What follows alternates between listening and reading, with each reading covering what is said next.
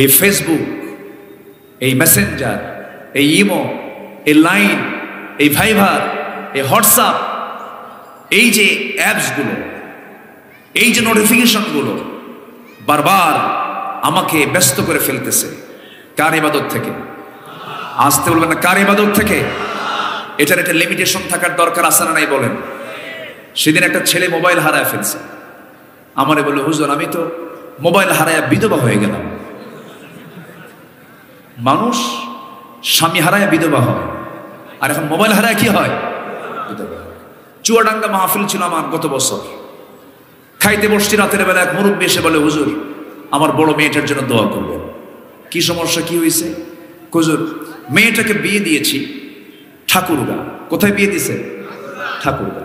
তো ঠাকুরগা বিয়ে দিলাম, কিন্তু মেয়েটাকে নিয়ে আমি একটু প্রবলেমে আছি। বললাম যে বিয়ে আপনি দিলেন ঠাকুরগা, আপনার বাড়ি চুয়াডাঙ্গা, এত দূর দিলেন, সমস্যা কি? ঘটককে এই বিয়ে, এত দূরে বিয়ে দেওয়ার কি দরকার ছিল? বলতেছে হুজুর ঘটক তো মোবাইল। ঘটক কি? মোবাইল।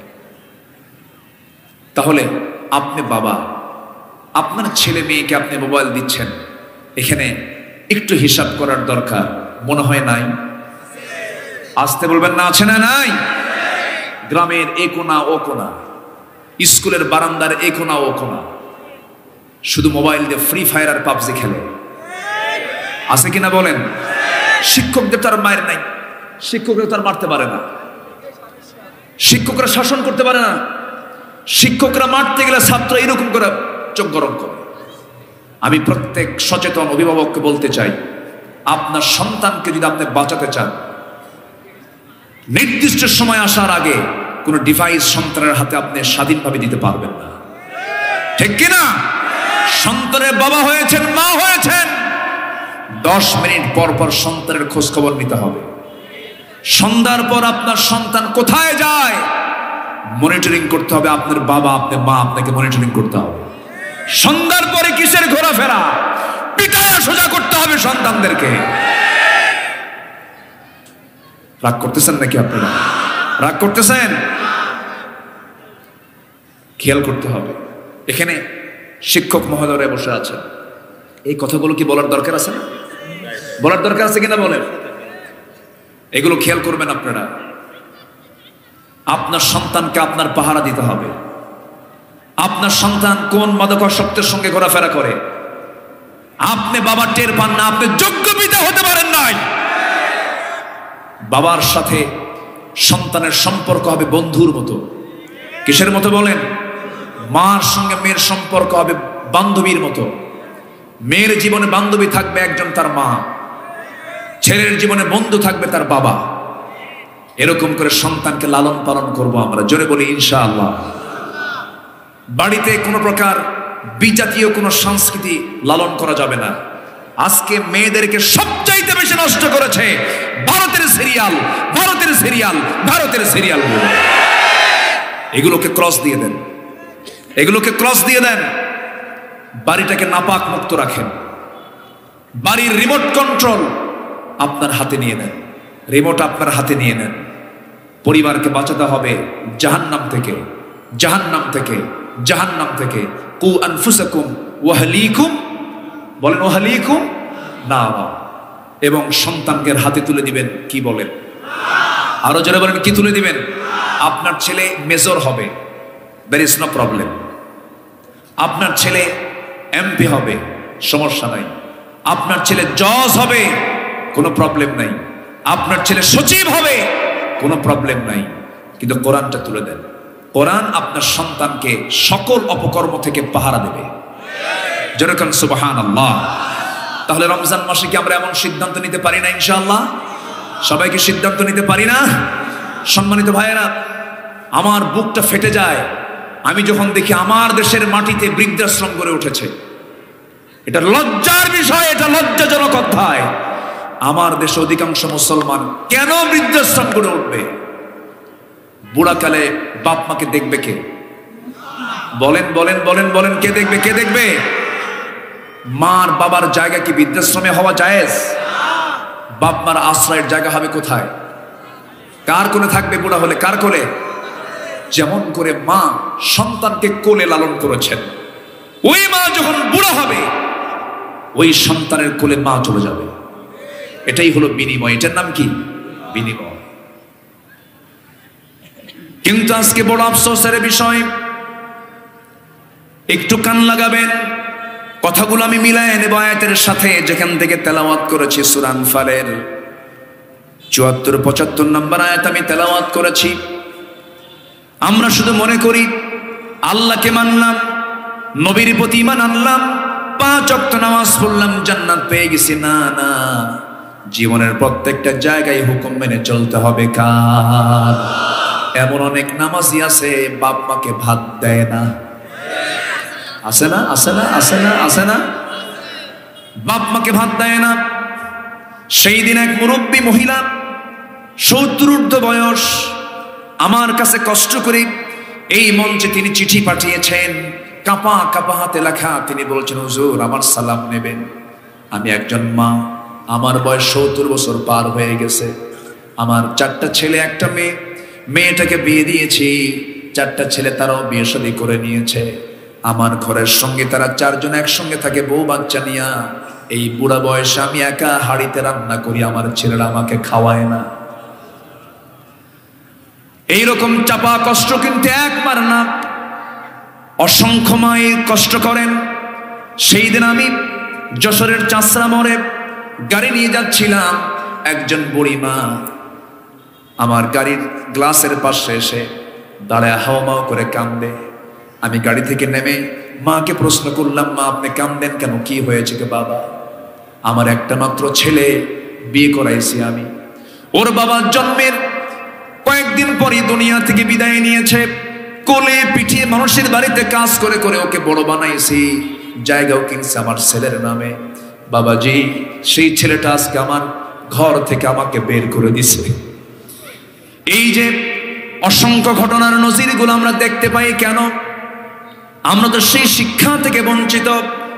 বাপ মা যে কত বড় আসন, বাপ মা যে কত বড় নেয়ামত, এই বিষয়টার জ্ঞানটা বান্দার ভিতরে, সন্তানের মধ্যে আমরা ঢোকাতে পারি নাই। কেন সন্তান এমন করবে? এটার জন্য তো শিক্ষার জন্য সেই শিক্ষাগুলো আমরা দিতে পারি নাই। শিক্ষা ব্যবস্থার অবশ্যই দায় আছে না নাই বলেন? আছে। আমার ভাইয়েরা, এইরকম করে অসংখ্য মা সন্তানের খেদমত থেকে বঞ্চিত হচ্ছে, সন্তানগুলো দেখে না।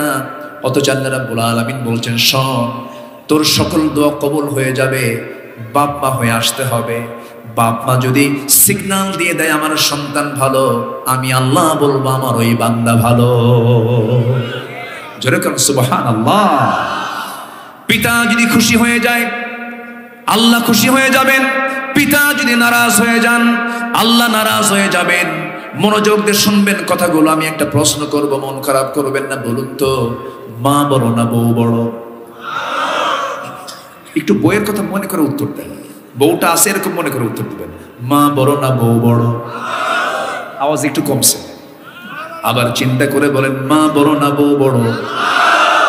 মাহফিলে মা বড়, বাড়িতে বউ বড়। দেখ কয় ঠিক, দেখছেন? ঠিক বলছে কিন্তু।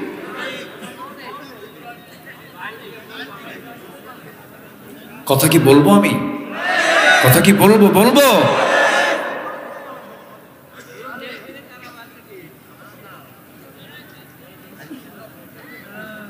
আপনি কোন দিকে যাবেন? আপনার সন্তানের মা হলো আপনার বউ, সেও তো মা। সে মা না? সন্তানের মার দাম আছে না নাই বলেন? কিন্তু সন্তানের মা, তার দামটা তার জায়গায়, মায়ের দামটা মায়ের জায়গায়। সব পাল্টানো যায়, দুনিয়ার সব পাল্টানো যায়, চেঞ্জ করা যায়, কিন্তু মাকে কখনো চেঞ্জ করা যায় না। আমার নবীজি সবার বিচার করতেন, কিন্তু মা নিয়ে বাপ নিয়ে কোনো সাহাবী আসলে বলতেন, গেট আউট, যাও। কোন সন্তান বিচার চাইতে পারে না বাপ মার। বাপ মার বিচার সন্তান যে চায়, সে সন্তানটা অবৈধ, বদমাইশ। বাপ মা যদি তোমাকে বাড়ি থেকে বেরও করে দেয়, একটা কথা বলতে পারবা না, কারো কাছে বিচারও চাইতে পারবে না। বাপ মা যদি ভুল করে বিচার করবেন আল্লাহ, তুমি কিচ্ছু বলতে পারবে না। এই অধিকার বাপ মাকে কে দিয়েছেন? আসতে বলবেন না, কে দিয়েছেন? যে সন্তান বাপ মার বিরুদ্ধে বিচার চায় ওটা ছোট মানুষ, ছোট লোক, বদমাইশ। বাবার বিরুদ্ধে একটা কথা কাউকে বলা যাবে, বলা যাবে, বলা যাবে একজনকে, কাকে? আল্লাহ আমার বাপকে ভালো করে দাও, আমার বাপ বোঝে না। এরকম কিন্তু কিছু অবুঝ বাপও আছে, কিছু অবুঝ বাপ আছে, এক ছেলেকে জমি লিখে দেয়, আরেক ছেলেকে জমি দেয় না, এরকম অবুঝ বাপ কিছু আছে না? আছে। কিন্তু এরপরও আপনি কিচ্ছু বলতে, উনি আপনার বাবা জাহান্নামে যেতে পারে কিন্তু আপনি কিচ্ছু বলতে পারবেন না। জাস্ট আমি বাপ্পার সম্মানের দিক তাকিয়ে এই কথাগুলো বলছি। সম্মানিত ভাইয়েরা, ছোট্ট একটি ইতিহাস মনে পড়লো আমার নবীজি একদিন ওয়াজ করছিলেন, ওয়াজের মাঝে তিনি বললেন, সাহাবীরা আমি একটা কাহিনী শোনাই। কে বলেন? আমার নবীজি বললেন, বনি ইসরাইলদের যুগে 3 জন যুবক তারা একসাথে কোন একটা সফরে বের হলো। সফরে বের হওয়ার পর হঠাৎ করে একটা আচমকা একটা ঝড় তাদের সামনে পড়ে গেল, প্রচন্ড ঝড়। তারা আশ্রয় নেবে এমন কোনো ঘর বাড়িও নাই। সামনে দেখে একটা বিশাল পাহাড়ি অঞ্চল, একটা পাহাড়িয়া গর্তের মধ্যে তারা গিয়ে আশ্রয় নিল। পাহাড়ি ঢল নামলো, বৃষ্টি নামলো। সেই বৃষ্টিতে পাহাড়ের উপর থেকে একটা বড় ওজনের একটা পাথর এসে ওই গুহার মুখে আটকে গেল। গুহার মুখে যখন আটকে গেছে, এরা তো নিশ্চিত যে 3 বান্দার মৃত্যু ছাড়ার কোনো উপায় নেই। যুবক 3টা কাঁদতেছে, ভাবতেছে নিশ্চিত মৃত্যু, আর তো কোনো উপায় নেই, আমরা তো মুখ আটকে গেছে, আমরা বের হবো কেমন? এই 3 জন ব্যক্তি তৎক্ষণাৎ 3 দিক হয়ে চোখের পানি ফেলে কাঁদতেছে। কার কাছে? আসতে বলবেন না, কার কাছে? আমি যখন আমার কোনো উপায় নাই, আমার উপায় খুঁজতে হবে একমাত্র কার কাছে? আল্লাহর কাছে। কেউ যেটা দেবে না সেটা দেবেন কে বলেন? আল্লাহ। সঙ্গে সঙ্গে ওই 3 জন যুবক 3 দিক হয়ে চোখের পানি ফেলে ফেলে কাঁদতেছে। আমার রাসূল হাদিসটা বর্ণনা করেন, রাসূল বলছেন, প্রথম যুবকটা দোয়া করতেছে, আল্লাহ জীবনে তেমন কোন আমল করতে পারি নাই, তবে আমার কাছে একজন শ্রমিক কাজ করতে এসেছিল। সেই শ্রমিকটা সকাল থেকে সন্ধ্যা পর্যন্ত আমার দরবারে আমার বাড়িতে কাজ করেছে। সন্ধ্যার সময় আমার কাছ থেকে পাওনাটা নিতে পারে না, আমি ছিলাম না বলে। সে আমার সঙ্গে দেখা করলো না বহুদিন, কিন্তু শ্রমিকের পাওনাটা আমি নষ্ট করি নাই, তার টাকাটাকে আমি কাজে লাগাইছি আমানত মনে করে।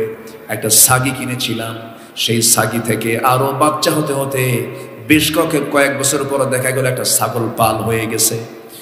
ওই শ্রমিক যখন দীর্ঘদিন পর আমার সঙ্গে সাক্ষাৎ করতে এসেছিল, সেই শ্রমিকের শ্রমের পাওনা নেবার জন্য আমি তাকে একদিনের শ্রমিকের পাওনা না দিয়ে আমি তাকে আমানত মনে করে টোটাল ছাগল পালটা আমি তাকে দান করে দিয়েছি। ও আল্লাহ, আমি যদি আমানতের খেয়ানত না করি, এই বিপদ থেকে তুমি আল্লাহ আমাদের বাঁচায় দাও। সঙ্গে সঙ্গে পাহাড়ের মুখ থেকে পাথরটা একটু সরে গেছে। দ্বিতীয় যুবক দোয়া করে, আল্লাহ জীবনে তেমন কোন আমল করতে পারি নাই, তবে কোন এক রাতের আধারে আমি আমার চাচাতো বোনের রুমের মধ্যে ঢুকলাম। আগের কথা অনুযায়ী তার সঙ্গে আমার কথা ছিল, জেনার কাজের জন্য আমি ঢুকে পড়েছি, জেনা করব। হঠাৎ করে আমার বোনের মনের পরিবর্তন হয়ে বোনটাকে দেখে বলে, আমার ভাই রে, তুমি আমার সঙ্গে জেনা করতে আসছো, আমি তোমাকে বলেছি, কিন্তু আমার বোনটা কেমন যেন বলছে। শুধু 2 জন এখানে নয়, আর একজন বড় সাক্ষী আল্লাহ কিন্তু আমাদের দেখতেছেন। আমার বোন এমন করে কথা বলতে নিলে আমি চোখের পানি ফেলে কেঁদে ফেললাম। আর জেনার দিকে গেলাম না। জেনা না করে আমার বোনের বুকের উপরে ওঠার পর সেখান থেকে আমি বের হয়ে চলে আসছি। জেনা করি নাই, আল্লাহ তোমার ভয়ে, আল্লাহ এই বিপদ থেকে বাঁচায় দাও। ওই পাহাড়ের মুখ থেকে, গুহার মুখ থেকে পাথর আরেকটু সরে গেছে। তৃতীয় যুবকটা দোয়া করে, আল্লাহ জীবনে তেমন কোন আমল করতে পারি নাই, তবে কোন এক রাতের আধারে অনেক গভীর রাতে বাড়িতে আসলাম। বউটা আমার খেদমতের জন্য ওযুর পানি দিল, ওযু বানালাম, নামাজে দাঁড়ালাম, তাহাজ্জুদ পড়লাম। এরপরে আমার হাতে যখন আমাকে খুশি করার জন্য 1 গ্লাস দুধ দিয়েছে, সেই দুধটা আমি পান করব। সন্তান কান্দে, সন্তানকে দিলাম না। আমার খাওয়ার ইচ্ছা, আমিও পান করলাম না। আমার সরাসরি মনে হয়ে গেল মায়ের কথা। মার ঘরের মধ্যে গ্লাস নিয়ে ঢুকলাম, দুধের গ্লাস নিয়ে ঢুকলাম, দেখি মা আমার গভীর ঘুমের মধ্যে। মাকে ডাক দিলাম না, মার শিওরে দাঁড়ায়া দাঁড়ায়া থাকলাম। মা যখন স্বেচ্ছায় ঘুম থেকে উঠলেন, আমি গ্লাসটা নিয়ে বললাম, মা এই যে তোমার জন্য দুধ আনছে, তুমি দুধ পান করো। আমি নিজ হাতে বুড়া মাকে আমি দুধ পান করিয়ে দিয়েছি। আল্লাহ তোমার যদি এই আমলটা যদি পছন্দ হয়, এই বিপদ থেকে তুমি আল্লাহ আমাকে বাঁচায় দাও। সঙ্গে সঙ্গে দেখা গেল পাহাড়ের মুখ থেকে টোটাল পাথরটাই সরে গেছে। 3 জন সেখান থেকে মুক্তি পেয়েছে। জোরে বলেন সুবহানাল্লাহ। আমার নবীজি এই ইতিহাসটা বর্ণনা করে, এই হাদিসটা বর্ণনা করে ইমানদারদের জন্য 3টা নসিহা করলেন, 3টা উপদেশ দিলেন। নাম্বার 1 হলো আমানত রক্ষা করবে ইমানদাররা। নাম্বার 2 হলো লজ্জাস্থানের হেফাজত করবে ইমানদাররা। নাম্বার 3 হলো কোনো ক্রমে বাপ মার হক নষ্ট করা যাবে, বাপ মার হক নষ্ট করা যাবে। সূরা আনফালের ভিতরে আল্লাহ রাব্বুল আলামিন যেখান থেকে তেলাওয়াত করেছি, আল্লাহ রাব্বুল আলামিন সেই জায়গায় ইমানদারকে বলছেন তোমরা 4টা কাজ করে আসবে। যে সমস্ত বান্দাগুলো 4টা কাজ করে আসবে, আমি আল্লাহ নিজে ঘোষণা করছি তাদের জন্য 2টা পুরস্কার আমি রেখে দিয়েছি। আর আমি আল্লাহ নিজে সার্টিফিকেট দেব ওই সমস্ত বান্দাগুলো সত্যিকারের মুমিন। জোরে কোন সুবহানাল্লাহ। সার্টিফিকেট দিবেন কে এবং পুরস্কার দিবেন কে? সার্টিফিকেট দিবেন, পুরস্কারও দিবেন। আল্লাহু আকবার বলেন। এখন দেখেন যে কোনো কিছু পাইলে পরে তখন কি করে? একটা সার্টিফিকেট দেয়, আর এটা কি দেয়? পুরস্কার দিয়ে দেয়। আল্লাহ বলছেন তোমরা 4টা কাজ করে আসবে, আমি তোমাদেরকে একটা সার্টিফিকেট দেব এবং 2টা পুরস্কার দেব। যেরকম সুবহানাল্লাহ। এর মধ্যে 1 নম্বর কাজ হলো আমরা ঈমান আনবো। কি আনবো বলেন? হয়তো বলবেন হুজুর আমি তো ঈমান আনছি বহু আগে। আমরা ঈমান আনি নাই, আমরা ঈমান পাইছি। আস্তে কথা বোঝেন নাই? আমরা কি ঈমান আনছি না পাইছি? হ্যাঁ, এই পৈতৃক সূত্র পেয়েছে। ফাইন একটা কথা বলেছেন একজন। এই তো ওয়াজ আমি শিখে গেলাম। কি সূত্রে পাইছি? পৈতৃক সূত্রে, জন্ম সূত্রে পেয়েছি আমরা ঈমান। কিন্তু আমরা ঈমান কিন্তু আনি নাই। ঈমান যদি আনতাম, ঈমানদার কখনো মিথ্যা কথা বলে না, ঈমানদার কখনো বান্দার হক নষ্ট করে না, ঈমানদার কখনো বাপ মার সেবা থেকে নিজেকে বঞ্চিত রাখে না, ঈমানদার কখনো জেনার কাছে যেতে পারে না, ঈমানদার কখনো জনগণের মাল লোপাট করে বিদেশে পাচার করে না। ঠিক কি না? এগুলো ঈমানদারের কাজ নয়। আচ্ছা একটা প্রশ্ন করি, আমার দেশে মানুষ বেশি না চোর বেশি?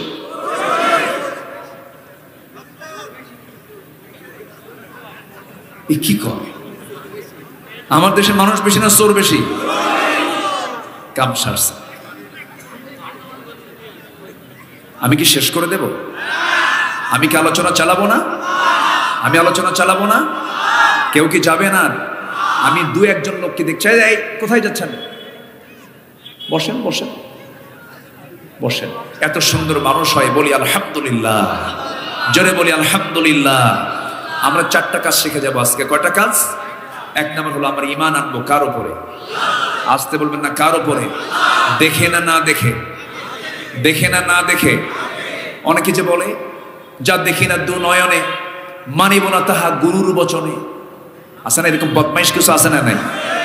তুমি তো 2 নয়নে অনেক কিছুই দেখো নাই। তোমার মার পেটে ছিল 10 মাস, তুমি দেখছো না শুনছি?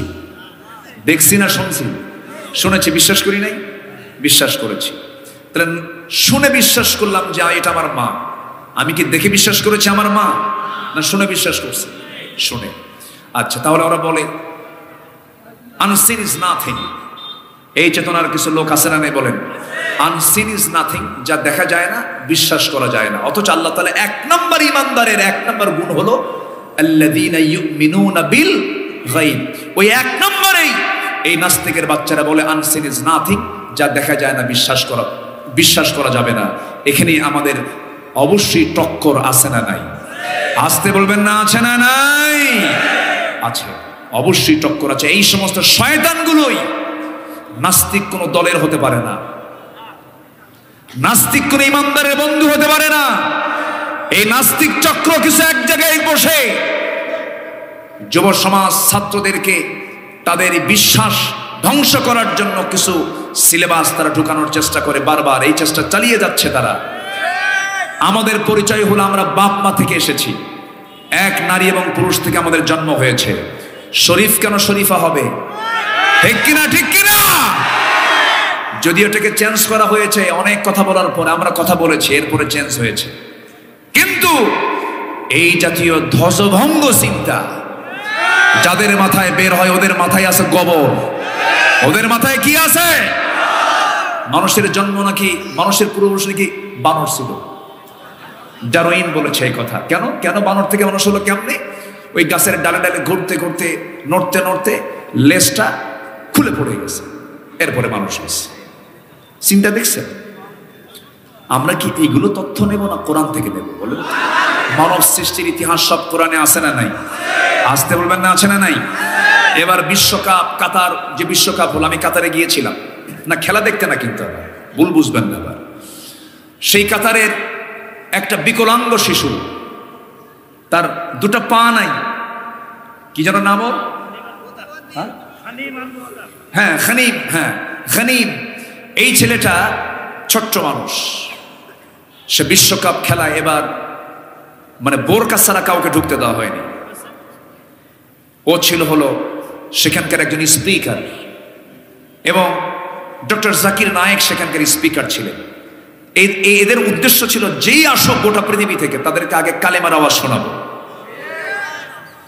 এই ছোট্ট বিকলাঙ্গ শিশুটা যে আয়াত তেলাওয়াত করেছে সেটা হলো মানব সৃষ্টির বিকাশ নিয়ে। ইন্না খালাকনাকুম মিন যাকারিন ওয়া উনসা ওয়া জাআলনাকুম শুউবান ওয়া ক্বাবাইলা লিতাআরাফু ইন্না আকরামাকুম ইনদাল্লাহি আতকাকুম।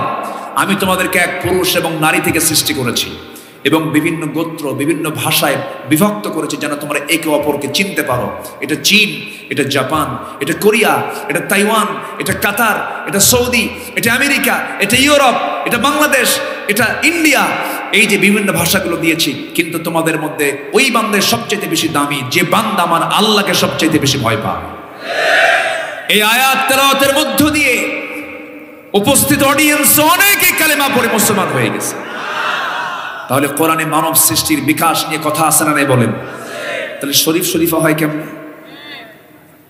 ক্লাস 10 সিলেবাসের সামাজিক বিজ্ঞান বইয়ের ভিতরে ফিলিস্তিনের মানচিত্র না দেখায়া ইসরায়েলের মানচিত্র কেন দেখানো হয়? আমার বন্ধু কি ইসরায়েল না ফিলিস্তিন? বলেন আমার বন্ধু কারা? বলেন আমার বন্ধু কারা? ইসরায়েল কি শুধু মুসলমানের শত্রু না গোটা জাতির শত্রু, মানবতার শত্রু?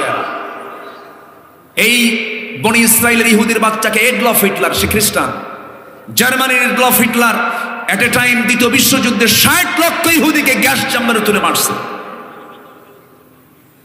সম্মানিত ভাইয়েরা, ইহুদি জাতি হলো পৃথিবীতে সবচেয়ে বড় বাঁকা জাতি।